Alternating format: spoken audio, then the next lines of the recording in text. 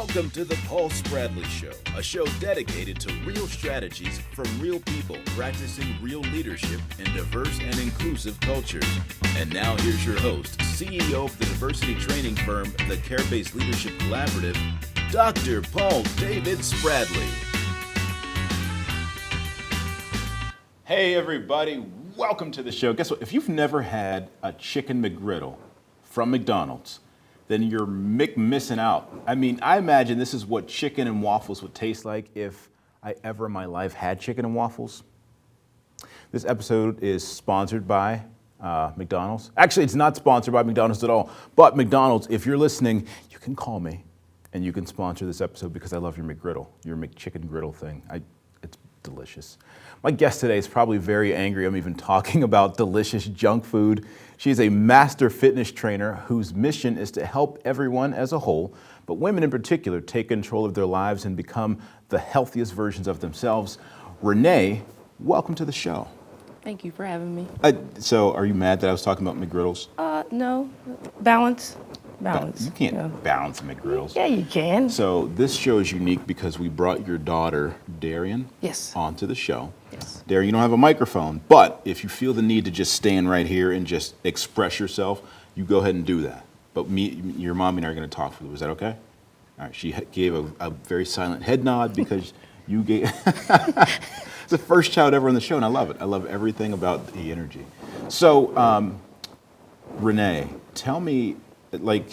So first of all, I want to go back to the McGriddle thing because you can't if you've ever had it, it tastes delicious. Yeah. And so you talk about balance. Like I feel like I had two. Oh, you So had it's two at one time? Well, I mean, I feel like you're judging me, but I feel like it was because one was for me, and then the other was because it was delicious, and I wanted to make sure that what I had. No, right? Okay. I think one was enough. One is still balanced. All right. How did you get into fitness? I feel like that's a pretty broad topic of conversation, but you had a pretty unique journey, I think, into getting there. Yeah, I've always been an athlete. What'd you play? I played basketball. I ran cross country here and there in the off season, but mostly basketball. Do you think you can beat me in basketball? I'm going to say yeah. What? Yeah, I'm going to go ahead and say yeah. Huh. I have to. Yeah, I mean, you probably could, but I'm a professional trash talker. Okay. So, and my low post game was very much Karl Malone 1990s. I don't know about that. Listen, I will. All right, so you play basketball and a little bit of cross country. Yeah. And so you were always an athlete. Yeah, and then in my late 20s, I got to be pretty sedentary. I was driving a school bus, stopped moving around, put on some weight. Woke up in my early 30s one day and was like, I can't do this anymore. So I sought the help of a friend who was a trainer at the time, Kane Robinson, and he helped me lose 55 pounds in 4 months. Wow. Rekindle my love for fitness. I kept going from there. That was in 2014, early 2014. Late 2014, I got pregnant with Darian, which kind of sent me, I'm not going to say it set me back, but it did present a challenge. I did work out majority of my pregnancy up until the 7th month where I developed sciatica real bad. What's sciatica? The pinched nerve in the lower back, which causes numbness in the legs and pain. Yeah, I wouldn't want to work out either if my legs were numb. Yeah, right? yeah. So that put working out on hold. I had her develop some severe postpartum depression and anxiety, even caused me to lose my job behind making mistakes. You know, I just wasn't ready to go back to work, and I probably should have stayed home longer, but I didn't. I lost my job, decided to go ahead and get certified as a trainer. So can I slow you down a little bit? Sure. Because you hit some things that are really interesting that I want to maybe tease out. So in the first part of your journey, you talked about losing 55 pounds. Yes. What was that like for you? And talk about your struggle in that space before you lost the weight as a woman, and what does that extra weight do to your psyche? It really messed with me. It was like a come to Jesus moment, if you will. It was like, you know, you spent your whole life trying to take care of yourself, and then at some point you stopped. And why? And how do I reverse this? And it was hard. Nothing about weight loss is easy. I'll tell anybody, this is why people go in and out and they yo-yo. It's hard. But I was determined to not continue on the path that I was on, and I had to do something. I completely changed my eating habits. I was working out 5-6 days a week.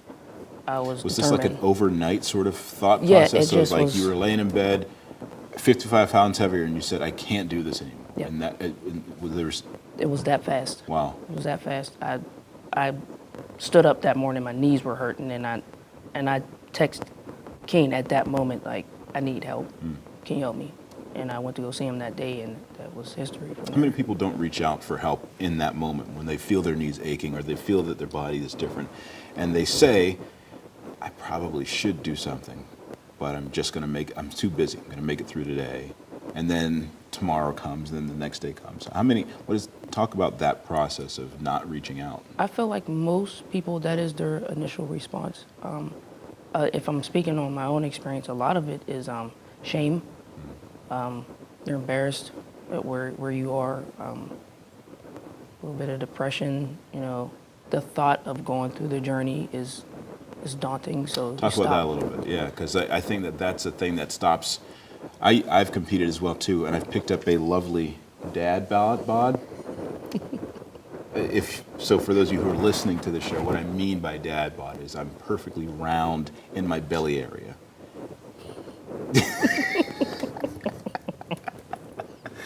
So, and the idea of wanting to get back to where I used to be, right? Like I've competed in mixed martial arts before, so I want to get back to that, but there's work involved, and so it's a fear space for me. You see that as being a challenge for a lot of people? Yes, it is hard because especially if you. Yes. Hold on 1 second, Kate. Especially when you were active at one point.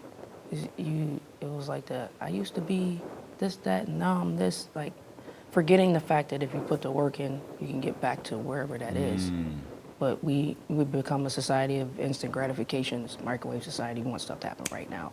I want to go to the gym today and be down 10 pounds tomorrow. That's where we've gotten to be. We'll call it an Amazon Prime society Yeah. where I order something in the morning and I want it in my house that night Yeah, that's where we or are. sooner. Right? Without having to go pick it up. Right, I don't want to pick it up. Right. I don't want to do the work to lose weight. So that's the other thing, I think, right? So part of it is the fear, but the other piece is like, there's a journey that's ahead of me that I don't know if I want to take right now. Right. So with that, and I use this with my own clients now, I try to take the weight loss aspect out of what I do. It was a part of it in the beginning, but I find that focusing on weight loss it's not going to sustain you long term. So, I tell people your focus should be getting as strong as you possibly can, eating well, which is like 85% of the time, getting sleep, and managing stress. Okay, so eating well, Yes. getting sleep, Yes. managing stress, Getting as strong as you possibly getting can. strong as you possibly can. Yes. Eating a McGriddle, like having two, is probably not Yeah. eating well. Probably not. All right, so your recommendation then would be to stop my 2 McGriddles, increase my water intake? Yes. So do you have like a plan in place that you put in for people when you talk about, or is it sort of based on where they're at? It's an individual thing. Everybody's in different headspaces. Everybody's in a different part of the journey. Some people come in and jump right to it. Others need some convincing. Some people just need to like stand in the back of the room and watch for a little while before they jump in. And you're okay with that? I'm fine with that Why are you okay with that? because it is difficult, and it's I don't want people to get scared away from what it is they really want to do, because it's not that they don't want to do it. They just might need a little bit more time, a little bit more care, a little bit more space and grace to do what they need to do. So your website's really interesting, and you just used the word care, and on the front page of your website it says caring for your loved ones includes caring for yourself. tell me why you have that at the very top. That's the largest thing that's on your homepage right now, and how those words came together. And I want to tell you something after you, because you don't. There's some things that you don't know about your choice of words that are very important for this show. So, and some moms might fight me on this, but you are your first priority. I don't care if you got 1 kid, 10 kids. If you're sick or you're dead, you can't take care of your kids. Yep. So you have to be at the top of that priority list every day, not just sometimes. Every day, I'm first, then I tend to my kids. What does that mean for a mom? Being a mom is stressful, especially if you're a working mother. You have a lot of emotional and mental stress, as well as physical stress, and you put all those things together and they're not being tended to. How are you functioning on all cylinders to take care of your kids? You can't. It's almost impossible. Some things, the ball's being dropped somewhere. And do you hear moms talking about the balls being dropped and sort of mom guilt in that space of? Yep. What does that look like? What kind of stories are you hearing? Well, you have society telling us, we have to balance all these things. You have to put all these hats on, and we're expected to do it flawlessly because that's what people say we should be doing or what it looks like we should be doing, but it's not realistic. And when you get caught up in that, you start to believe that that's how you're supposed to function. And it's not, it doesn't have to be that way. Your house is not always going to be spotless. Your kids are not always going to have balanced meals. Sometimes you're going to make chicken nuggets and fries. Yeah, I love chicken nuggets or McGriddles and fries. Listen, I'm not really advocating that you all go out. I just like the word McGriddle. I like the name. It was very creative. It is. But so I think you say caring for your loved ones includes caring for yourself. And you use the word for and not the word about. And that's the basis of all of our diversity trainings. It's this idea of caring for people, that there's an action behind Yes. caring for, Yes. because caring about is a passive sort of Right. space. And so this is our first time having this conversation. And the fact that this is part of your mantra is really interesting. It's really impressive. And your website is also very emotional. Like it's not emotional to read, but I could tell that your emotions went into that. Is that something that you practice with your clients? Like this idea of just being very raw, very authentic with them in the space of being, because you said a lot of your clients are women. Yes. And is that something that you practice in your relationship, or is this just part of what you have on the website? This is me all day. I am very emotionally invested in what I do and in my clients, so much so that if I don't see you for a week or so, you're going to hear from me. I'm going to call you and text you, what's up, what's going on, how can I help you? Life happens, and sometimes life happens so bad that we stop, again, caring for ourselves. So I want to remind my clients that you are your first priority. Take care of yourself, take care of yourself, take care of yourself. Then you can take care of everybody else. Yeah, and you're finding a lot of success in that. One of the things that you also say, it says, no mask, no gimmicks or games. What? I feel like you're really much speaking to some of the excuses that people have given you before, or that you've given yourself. Yeah. Why do you speak so clearly about that? I'm gonna use a friend of mine as an example with this. We've been working out together lately, and he likes to capture video of our workouts. Mm-hmm. And sometimes he says like, well, I want to record this set because it's going to get ugly as the weight increases. I'm like, record the ugly sets, man. Right. Because that's what it looks like in the gym. What you see on Instagram, all these beautiful people, that set that they're performing, sand, sweat, and the makeup is still intact, that's not the last set. Right. That's not where it ends. That's not what it looks like either. It's ugly. There's cussing. There's crying. There's, why am I here? Why am I doing this? And I'm not coming back tomorrow. All that's going on when you're really working in the gym. That other stuff is not even real. So you brush past all of that Yeah. because I think so there's actually probably a reason why you brush past that, right? Because I think you're probably getting closer to a person's drive, that space where they want to really do that work. I'm sorry, yeah, you had a commercial. Listen, it's the beauty of live TV. I'll give it back at the end of the show, okay? All right. So you're cutting past all of this to get to a person's maybe inner drive, their inner focus, or what is it that you're looking to get to when you're... Your drive has to be internal because you're not going to stick with it if it's not. If you walk into the gym and your goal is, I want to get this 30 pounds off because I'm going on vacation in June. Okay, you get the 30 pounds off, you go on vacation, you come home from vacation, now what? Right. The drive is gone for you to continue because fitness it's not finite. It doesn't stop once you lose the 30 pounds and go on vacation. Yeah. What are your plans to take care of yourself when you come home? How are you going to prevent hypertension and diabetes and, all these things that I'm going to talk about, black folks in particular, that we are being plagued with day in and day out that we don't address. We go through life, we develop these illnesses, we get on medication because that's what we're told to do, and we just... That's the cycle. That's it. That's just over and over and over. And then you pass that down, that's sort of that practice to your kids. Right. I want to talk to you about two things. One, how are you having conversations with black Americans in Pittsburgh around health, fitness, taking care of themselves, when that has been a luxury conversation to have for a long time? It's not something that's on the forefront. It's a hard conversation to have.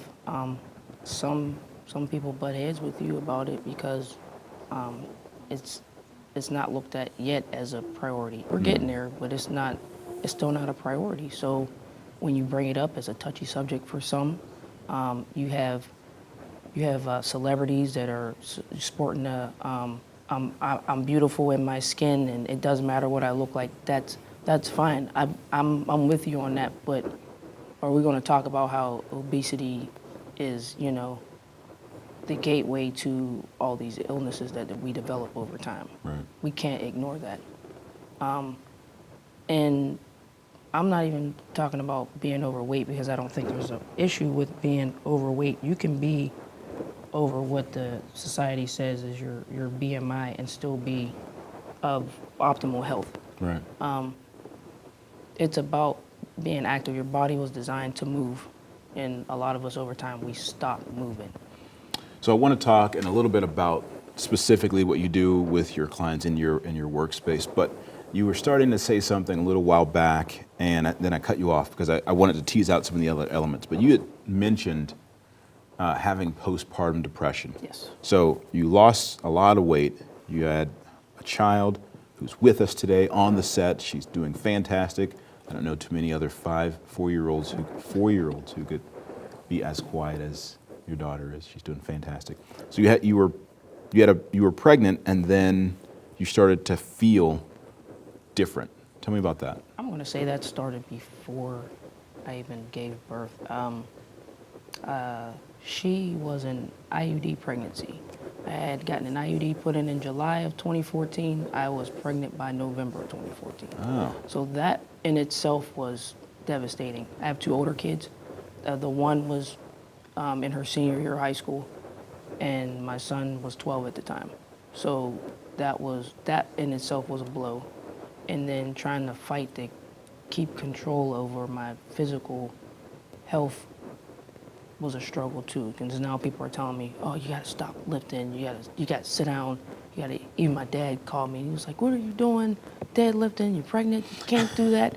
And my dad lifts and he's very active, so even that coming from my dad, it was a blow. So what's the balance between taking care of yourself through your pregnancy and continuing to work out, though? Because I think some people are confused by that. They understand because of what society's been encouraging that you need to take it easy. And you're saying don't take it all the way easy. No, not true. You can still, especially if it's something you've been doing before you got pregnant. And I was under the supervision of an OBGYN who gave me the green light to go ahead and keep going. She gave me a few instructions on what to do as I went through each trimester, because there were things that I had to stop doing as time went on, but she never said that I should stop working out completely. Okay. It was good for me, and I enjoyed it. So, but the thought of being pregnant at that moment I was angry. I was angry, and I went from anger to right into postpartum depression. My support system had changed. My mom was around for my older two kids, and she lives out of town now. I didn't realize how much of an anchor she was for me until she wasn't here, and I'm, on my third kid. So the depression settled in hard and settled in fast. And What did that look like for you? And as much detail as you're allowed to get into or want to get into, but like you said that it was a pretty dark period. It was. I was resented being a mom. I felt like I had not reached my potential as a woman, as a person. I was indoors often. The thought of getting Darian dressed to go outside it caused a lot of anxiety. I avoided it as much as possible. I spent a lot of time in bed. I spent a lot of time in the dark. I stopped doing my hair. I wore this hat.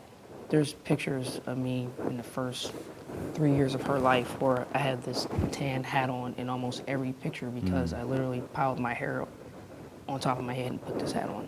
I was just done with the whole hair thing. And it was bad. You become secluded. People come around when you first have the baby, and they're like, "Oh, I'll help. I'll be here if you need me," and then they disappear because they have their own lives, and you can't expect them to drop what they're doing to help you because you can't pull yourself together. Well, So. hey, I appreciate you sharing because that's really personal, and I think that there's some women that don't. It's becoming more talked about now, but there's people who, for a while, I had this, but I didn't know who to talk to, and I didn't want to believe that was the thing that I was going through at all, so I didn't tell anybody that I was going through postpartum depression. Right. And are you finding yourself having these kinds of conversations with moms? Yes. I've had this conversation with several clients, and even not even postpartum, just depression and anxiety in general. There's a lot of pressure on us humans daily to perform at maximum capacity when, again, it's not realistic. And feeling the pressure to perform all the time, it breaks people down. And you have somebody who's broken down going into the gym where they're now going to be physically broken down. We need to find something to anchor you while you're going through that. Yeah. There seems like there's not a disconnect, but so your shirt is intimidating. Your shirt says, "Thou shalt finish the set." What if I'm tired and I can't do my 25th push-up? Yes. We're going to hear from Darian now, who's our guest in the show. Thanks, Darian, for being here. You want to get it? So what does that look like you name your website? Finish the set.